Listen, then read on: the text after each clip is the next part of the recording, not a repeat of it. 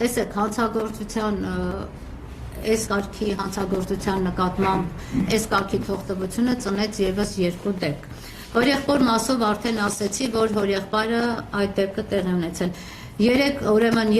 մենք մեր հարցազրույցում ես եւ Լուսինեն ներկայացրեցինք, որ երեք մենք որևէ ծանոթագիր չենք ստացել վեդի քննչական բաժին այցելելու համար, այլ մենք էինք զանգել քննիչներին, այցելելու նրանց եւ տեսնելու վարույթի ընթացքը ինչպես է տեղի ունենում։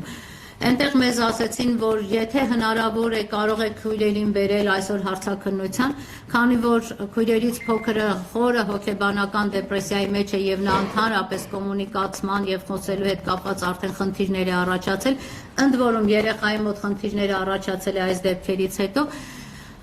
կարողացանք հազիվ ապահովել 17 տարեկան աղջկա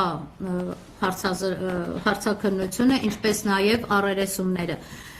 Երեխային կարողացանք այդ ամենը բերել ներկայացնել միայն այն պատճառով, որ երեխան անընդհատ ասում էր, որ ես վախենում եմ։ Մենք նրան խոսք տվեցինք, իհարկե մեր խոստումը կապված էր նաև քննչական մարմիններից մեզ տրված խոստման հիմքով, որ դու այլևս չես տեսնելու իրենց, դու չես տեսնելու այդ մարդկանց, ովքեր քեզ այդ աշճանից հավացրել են, եւ այստեղ բոլորը քեզ պաշտպանելու են։ Եվ հետո, երբ որ առերեսումները տեղի ունեցավ, բնականաբար երեխան լսեց, որ ասեցին, դե այսօր իրան բաց կթողնեն, հիմա ոչ մի բան չկա, իրանք վկայի կարգավիճակում են, ինչից մենք վրդովվեցինք եւ սկսեցինք այդ մասին բարձր խոսելը։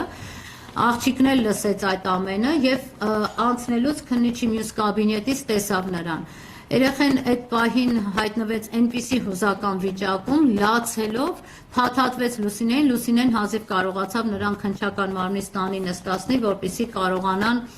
երեխուն նորից նորմալ վիճակի մեջ բերել։ Իհարկե նորմալը չակերտավոր։